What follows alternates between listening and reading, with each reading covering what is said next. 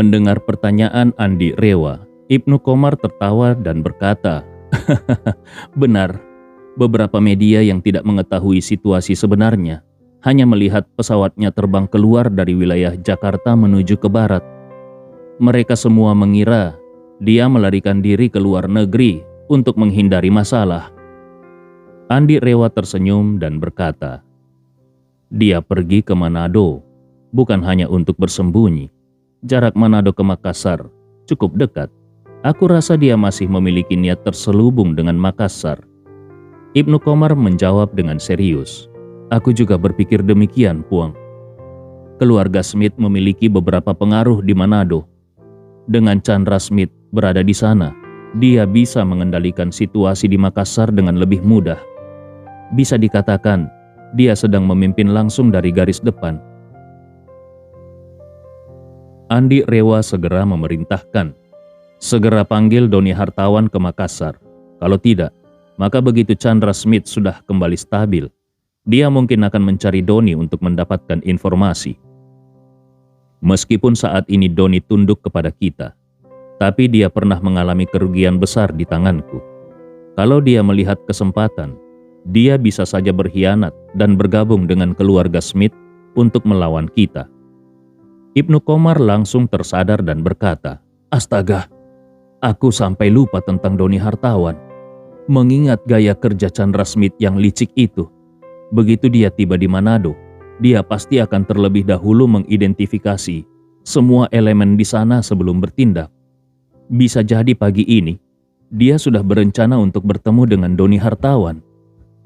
Andi Rewa tersenyum dan berkata, "Aku rasa itu tidak akan secepat itu. Chandra Smith pasti tidak bisa tidur nyenyak semalam. Setelah berkeliling dengan pesawatnya, dia pasti tidak punya waktu untuk beristirahat. Pesawatnya baru mendarat sekitar 2 jam yang lalu. Jadi dia pasti akan langsung pergi ke tempat penginapannya. Aku yakin, pagi ini dia lebih memilih tidur terlebih dahulu, lalu baru menganalisis situasi di Manado. Jadi, segera hubungi Doni sekarang juga. Katakan padanya bahwa aku punya urusan mendesak dan memintanya datang ke Makassar bersama putra sulungnya Alvin dengan menggunakan helikopter. Dengan begitu, kita masih punya cukup waktu. Selain itu, Chandra Smith begitu diam-diam dalam perjalanannya ke Manado. Jadi kemungkinan besar keluarga Hartawan juga belum mengetahui keberadaannya." Ibnu Komar segera berkata, "Baik, Puang, aku akan segera menelpon Doni Hartawan." Saat Doni Hartawan masih tertidur lelap, dia tiba-tiba dibangunkan oleh panggilan telepon dari Ibnu Komar. Di telepon, Ibnu Komar memberitahu Doni bahwa Andi Rewa memintanya segera membawa Alvin naik helikopter ke Makassar. Doni tidak berani menunda. Dia buru-buru bangun, membawa putranya dan langsung berangkat ke Makassar. Pukul 10 pagi, helikopter yang membawa Doni semakin mendekati hotel milik Ibnu Komar. Saat helikopter mulai menurun, Doni tidak bisa menahan diri untuk mengingat kejadian terakhir kali dia datang ke tempat ini bersama putranya, di mana mereka berdua diusir dengan kasar oleh anak buah Ibnu Komar. Hari itu adalah hari paling memalukan dalam hidup Doni. Bukan hanya beberapa ahli bela diri terbaik dari keluarga Hartawan yang dipermalukan dengan ukiran hinaan di dahinya, tetapi bahkan dirinya dan putranya pun dipukuli dan diusir oleh Ibnu Komar. Mengingat kejadian itu, Doni mengepalkan tinjunya dengan erat. Namun tiba-tiba dia kembali teringat 8 petarung terbaik milik keluarga Hartawan yang dikubur di kaki Gunung Bawakaraeng. Begitu memikirkan kematian tragis mereka, dia tidak bisa menahan diri untuk gemetar ketakutan. Kematian ke-8 orang itu membuatnya sadar akan satu fakta yang sangat penting. Andi Rewa memiliki kekuatan yang cukup untuk membunuhnya, bahkan membantai seluruh keluarganya. 8 petarung terbaik itu menentang Andi atas perintahnya, tetapi Andi hanya membunuh mereka tanpa menyentuh dirinya. Itu sudah merupakan berkah baginya. Selain itu, sekarang dia telah mengetahui identitas asli Andi Rewa, sehingga rasa takut dan hormatnya terhadap Andi pun semakin besar. Saat ini, Alvin yang duduk di sebelahnya berkata dengan cemas, "Ayah, menurutmu kenapa Andi tiba-tiba memanggil kita?" Doni segera memarahi, "Bodoh, nama Tuan Andi bukan sesuatu yang bisa kau sebut sembarangan." Alvin merasa sedikit kesal dan berkata, "Ayah, kita hanya sedang berbicara secara pribadi, kenapa harus sekaku itu?" Doni langsung membentaknya, "Dasar bodoh, apakah kau tidak tahu siapa Tuan Andi Rewa? Dia adalah pewaris keluarga Rewa dan seorang ahli bela diri tingkat atas. Seorang diri saja dia bisa membantai 8 petarung terbaik milik keluarga kita. Kau boleh menyinggung siapa saja tapi jangan pernah menyinggung dia. Bahkan menyebut namanya secara sembarangan bisa membawa malapetaka bagi kita." Alvin mendengus pelan. Ayah, menurutku, ayah terlalu berlebihan."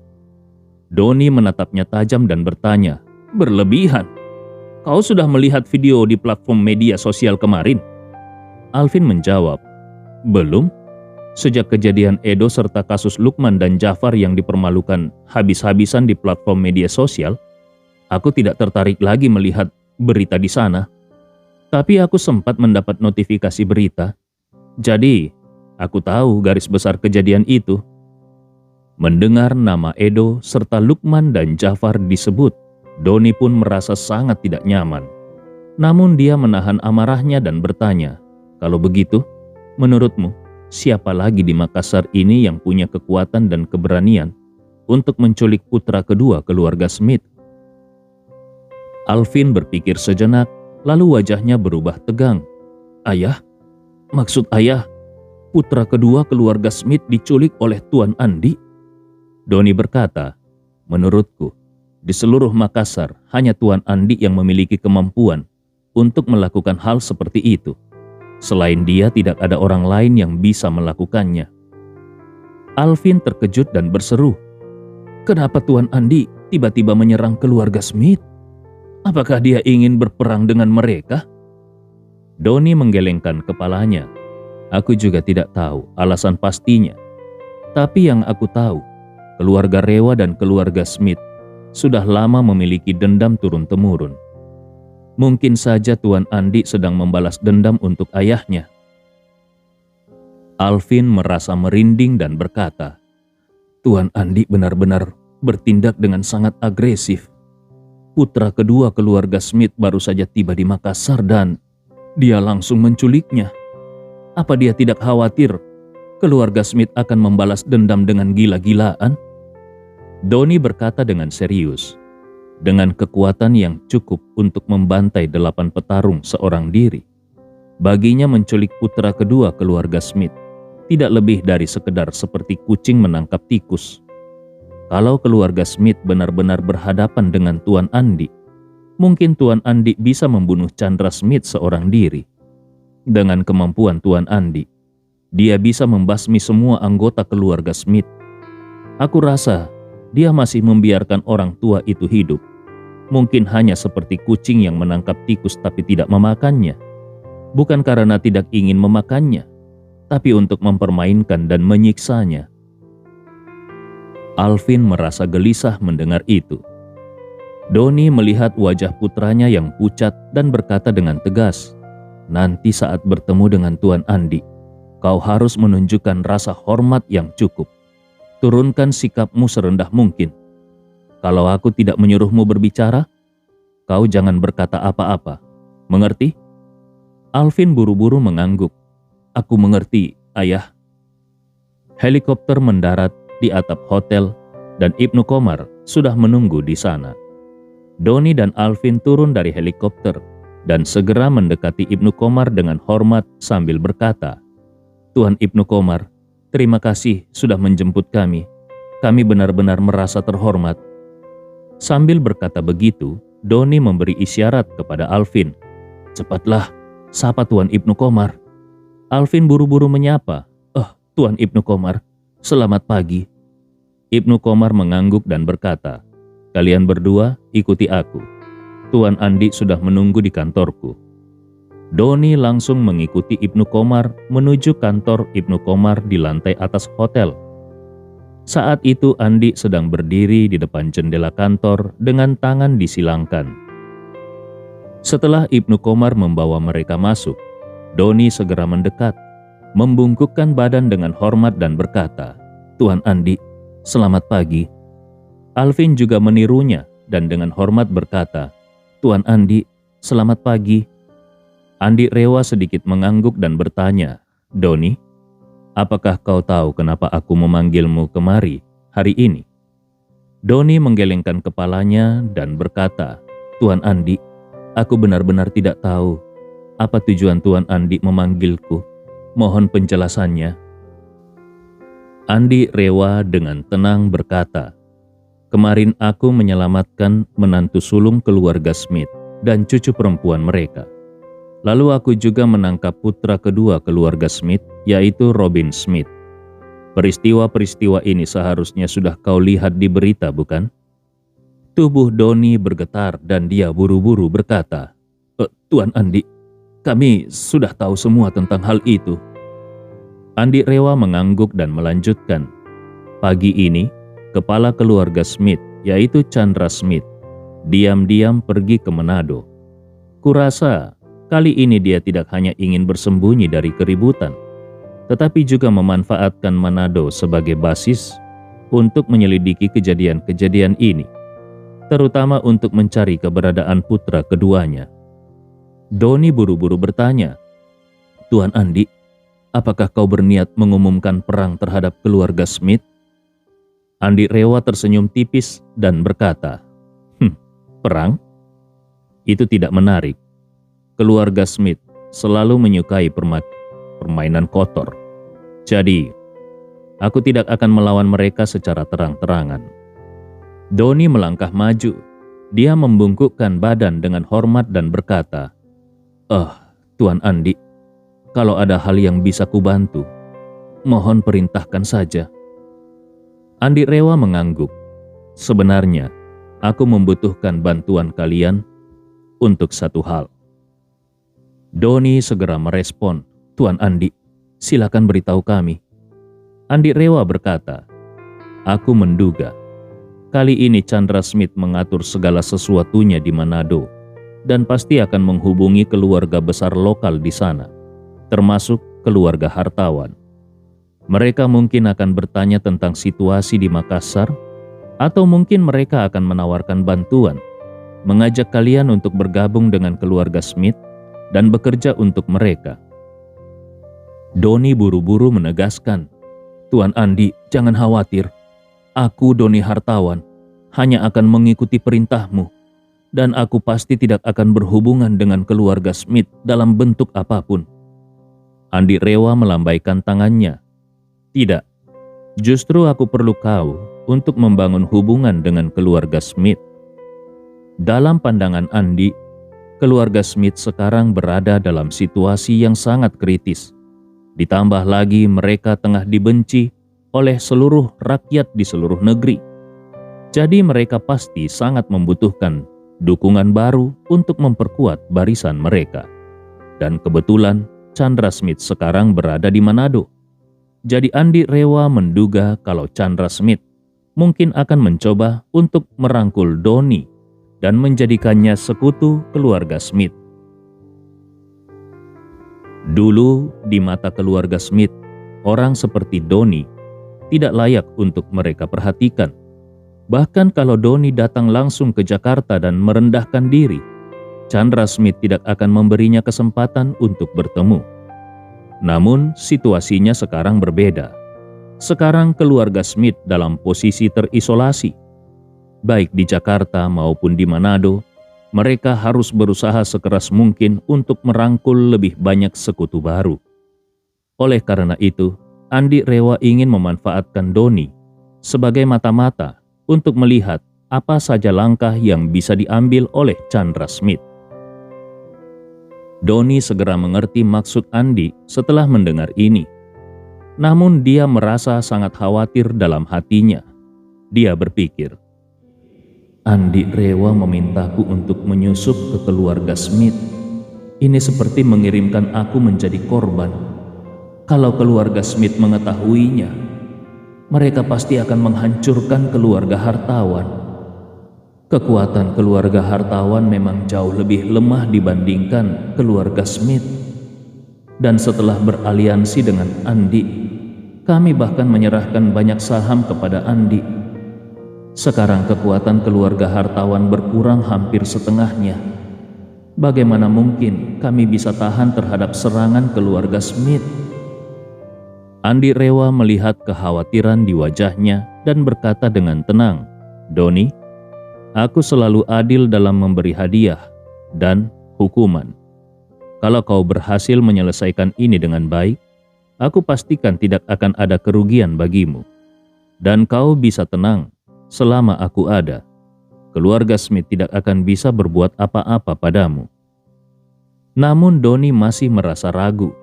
Bagaimanapun, dia tidak tahu apa yang bisa diberikan Andi sebagai imbalan. Dan dia juga tidak yakin apakah Andi Rewa benar-benar akan peduli dengan keselamatannya kalau keluarga Smith benar-benar ingin menghancurkannya. Melihat keraguannya, Andi berkata dengan santai, "Bagaimana kalau begini? Kalau aku berhasil membantu, kalau kau berhasil membantu menyelesaikan masalah ini, aku akan menyembuhkan penyakit anakmu. Bagaimana menurutmu?"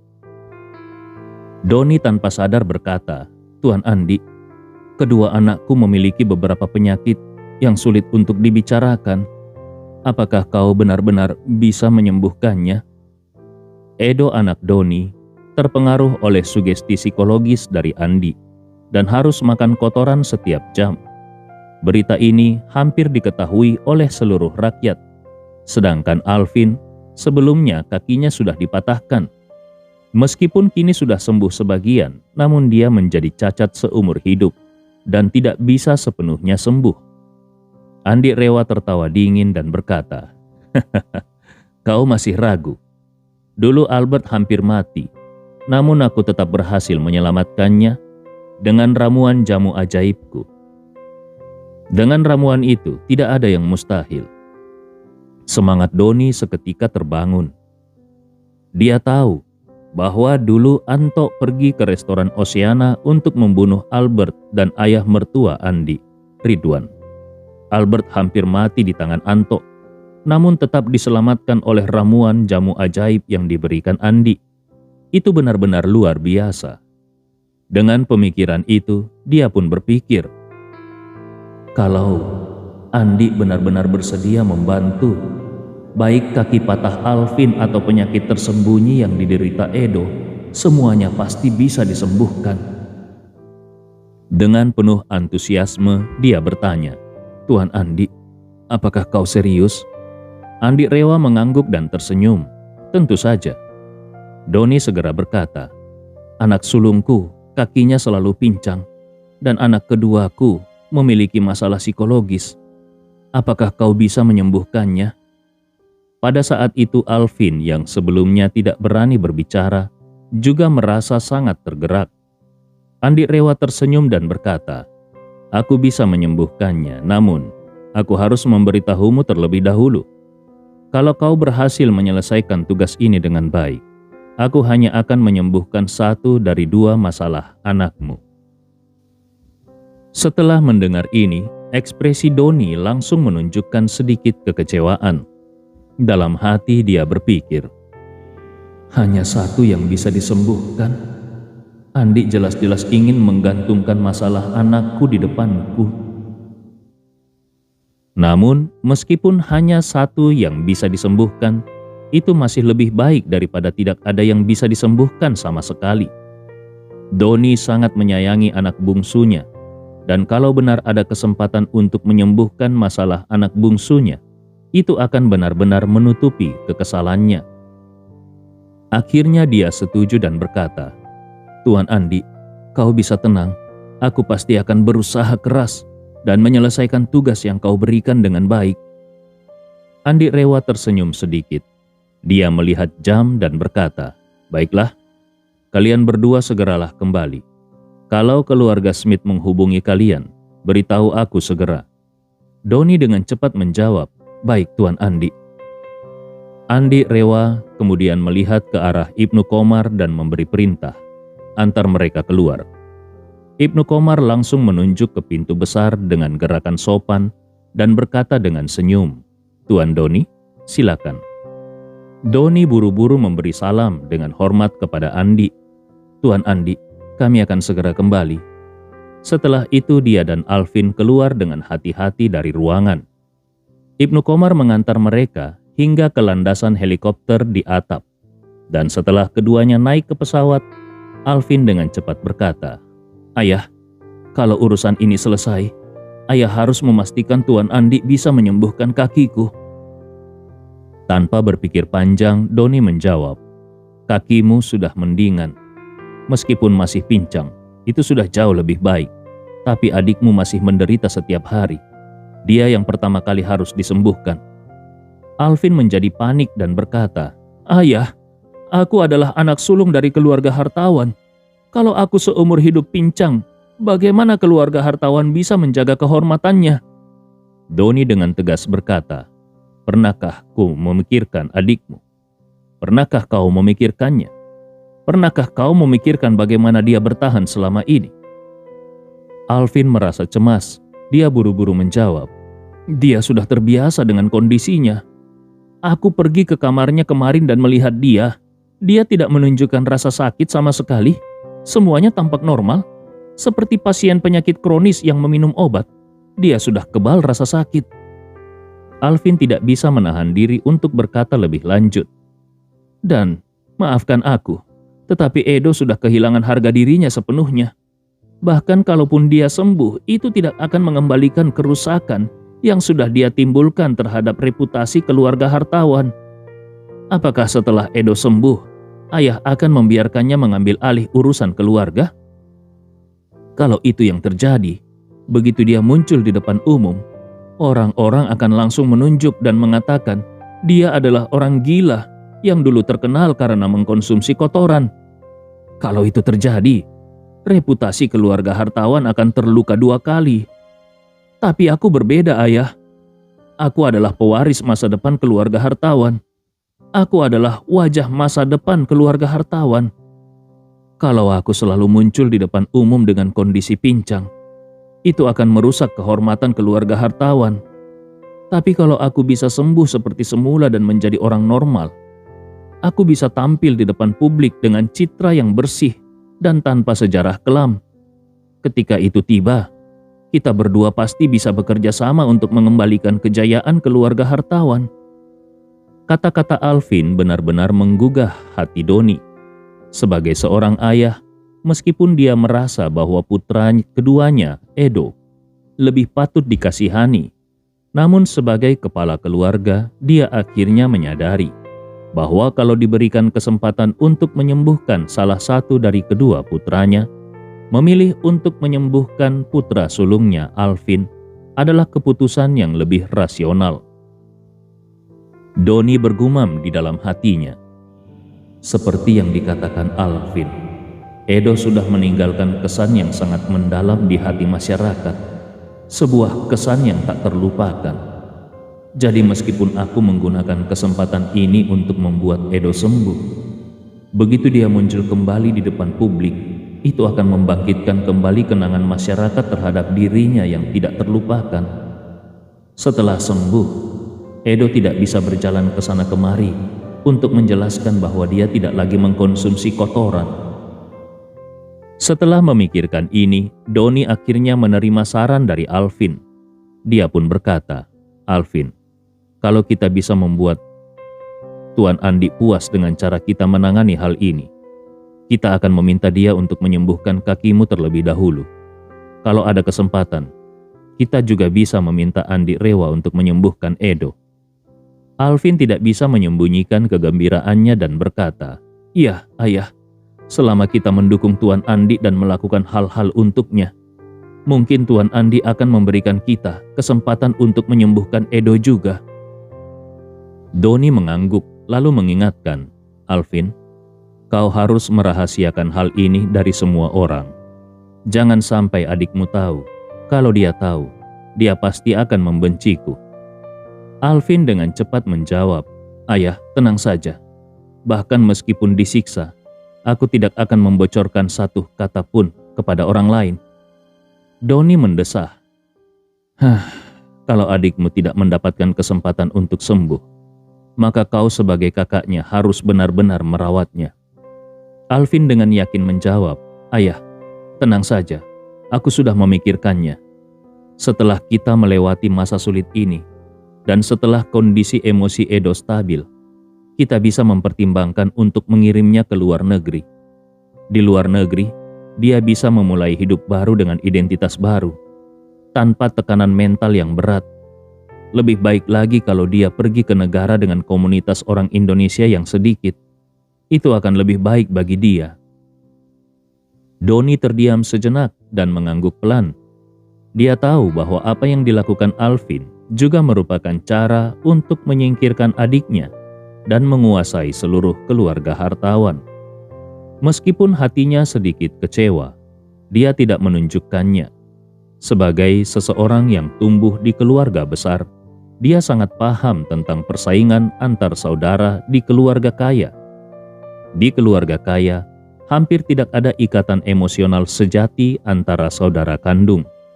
Sebaliknya, mereka lebih mementingkan aset yang mencapai ratusan miliar atau bahkan ribuan miliar. Alvin ingin mengirim Edo ke luar negeri, dan itu jelas bukan karena rasa kasih sayangnya kepada adiknya. Dia hanya ingin menyingkirkan potensi ancaman di masa depan. Doni tidak menegur.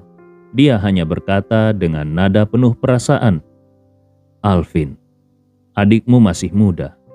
Sebagai kakaknya, kau harus lebih memperhatikannya. Setidaknya, jaga agar dia tidak kelaparan seumur hidup." Mendengar ini, Alvin segera mengerti kalau ayahnya tahu maksudnya. Dengan tanpa ragu dia menjawab, "Ayah, tenang saja. Aku akan merawat Edo seumur hidup."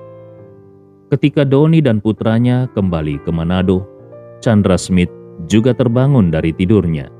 Segera setelah terbangun, dia memanggil kepala pelayan dan bertanya tentang perkembangan situasi saat itu.